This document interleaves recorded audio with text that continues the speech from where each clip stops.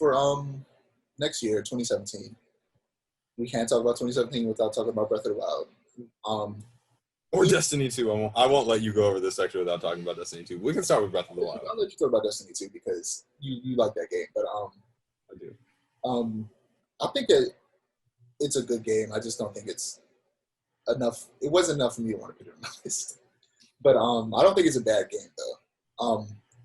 But I'm going to talk about both Destiny 2 and Horizon Zero Dawn. They both came out in 2017. One's I think is vastly better than the other, by a lot.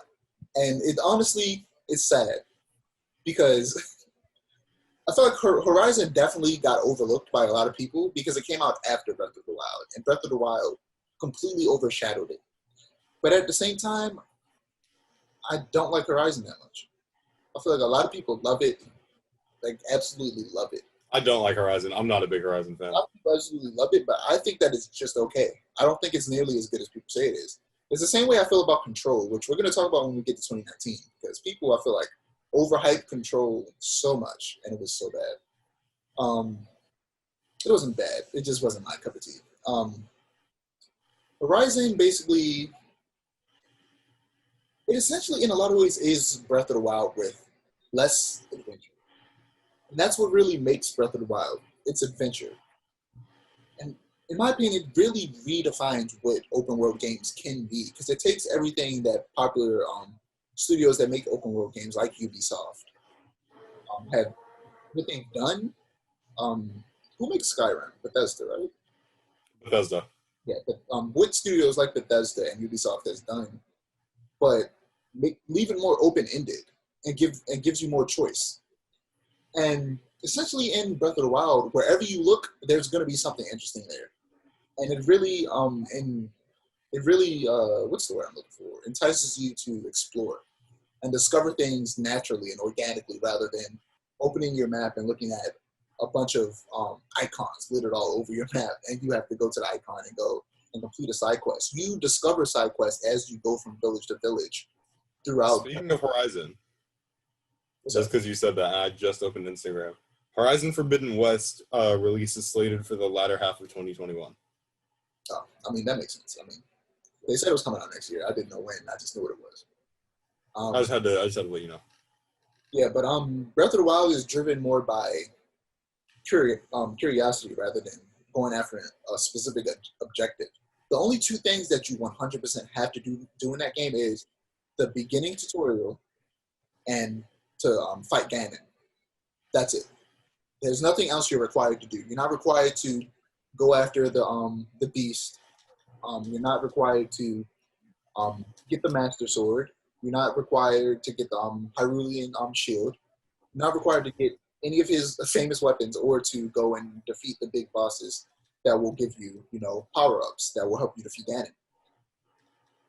Instead, they leave it open-ended for you to go and figure that out on your own. And they also, something else that they do is that they entice you to get beat up by a bunch of enemies that you run across and then realize that you're not strong enough to fight them yet. Go train, come back, and then defeat them. That's kind of what the whole point of Ganon is. Like, you could go straight to Ganon. You could go straight to Ganon and fight him. But most people wouldn't win. Right. So they entice you to go do a bunch of quests, get better weapons, defeat the Divine Beast, which will then weaken Ganon and give you more abilities, to then go fight Ganon and most likely win. And also the weather, it's weird. Every single thing that happens in Breath of the Wild happens for a reason and is directly tied to the gameplay. When it rains, things become more slippery, so it's harder to climb. And also, if you have a metal weapon and it's a thunderstorm, the lightning, you'll get electrocuted. You'll get struck by lightning. That's cool. Yeah, it's really cool. And when I don't have a Nintendo Switch yet, so I still want to play Breath of the Wild. I haven't had the chance. Also that. Even after the second game comes out, I'm still going to want to play the first game in its entirety before I even think about playing second. Which supposedly it might be coming out next year, the second game. But they like I was saying about the weather. Like I said, you can get struck by lightning when it's a thunderstorm if you have metal weapons or you're wearing metal armor. And also you're affected by the cold and you have to food or sit next to a flame or have a bunch of clothes on, or have a torch to warm yourself up. Otherwise, you'll start to lose health. And in the same way, in reverse, when it comes to the desert, you can lose health if you're out there getting high, and you'll have to like basically strip down to your underwear to, depending on like what type of armor you have to like survive in the desert. Everything in Breath of the Wild works towards the gameplay. Nothing is wasted. Everything is used, and it doesn't force you to do things. It leaves it open-ended for you to discover everything, and I love that. And we need more open-world games like Breath of the Wild. Absolutely. I feel like, honestly, I can't think of an open-world game better than Breath of the Wild. I legit just can't. I can only think of Red Dead Redemption 2 because it does a lot of the same. It does a lot of the similar things. Yeah, but for me, like it's a lot of what you just described. Yeah, Red Dead Redemption 2 is also a super open-ended game. We're going to talk about that next, actually, because we're going to get to 2018. But just for the type of game Breath of the Wild is, I just think there's no game that can compare to it. Not Horizon, not what is it?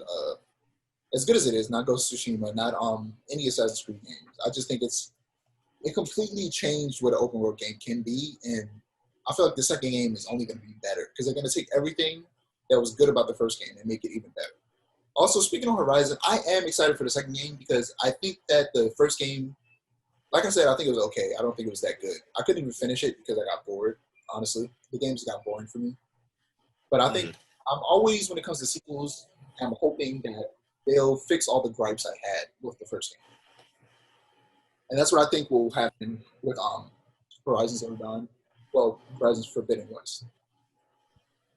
You mentioned 2017, and then you mentioned Assassin's Creed. I got to bring up Assassin's Creed Origins. Yeah, I was just about to bring up Assassin's Creed Origins because I think both Assassin's Creed Origins and Breath of the Wild introduced another element to open world games. 2017 was a fantastic year for open world games. Like I said, Horizon Zero game is not a bad game by any means. Like I said, it's a good game.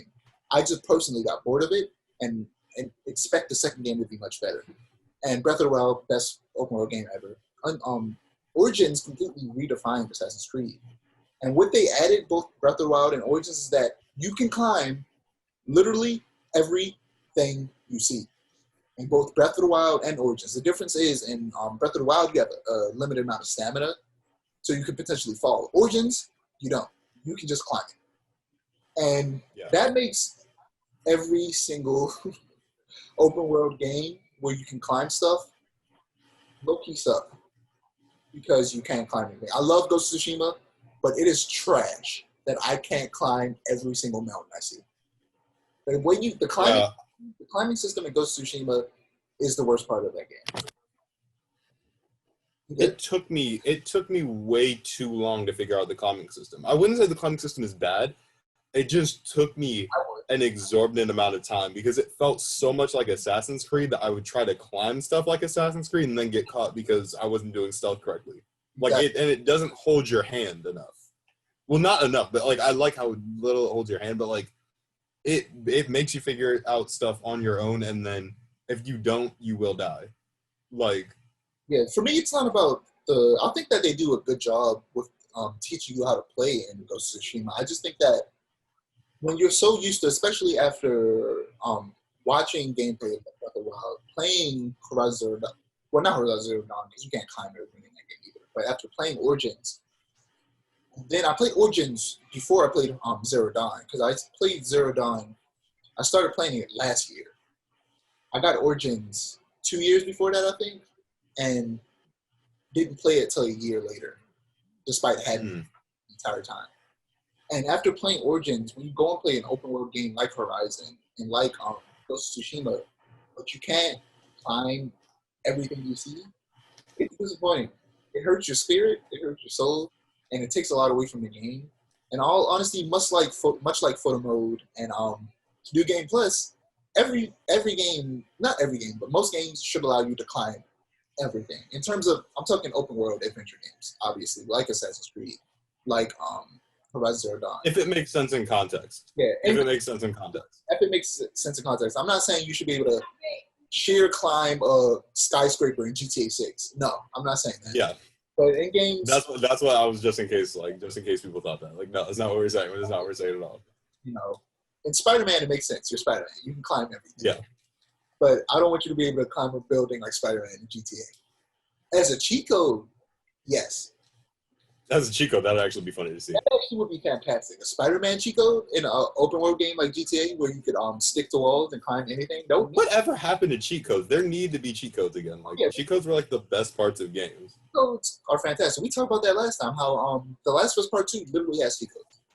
And Does it really? Yeah. After I finish the thing is, it's like the Uncharted game. When you go back and play Uncharted 2, you know how they got that system where you could buy weapons and you could a whole bunch of modifiers. You could do that with The Last of Us Part 2, except that they're more like cheat codes. I think they literally might be called cheat codes. And but you have to earn points to unlock them.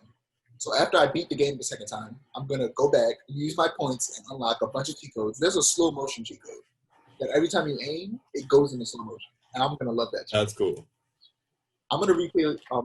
Plus, in Last of Us Part 2, you can, instead of going through and playing the game from the beginning to experience the combat, you could replay specific encounters. So anytime you had an encounter with an enemy in the game, they're all cut off, so you can go through the menu, select which encounter you want to play, whichever one you found the most fun. You could just replay it, which is really dope.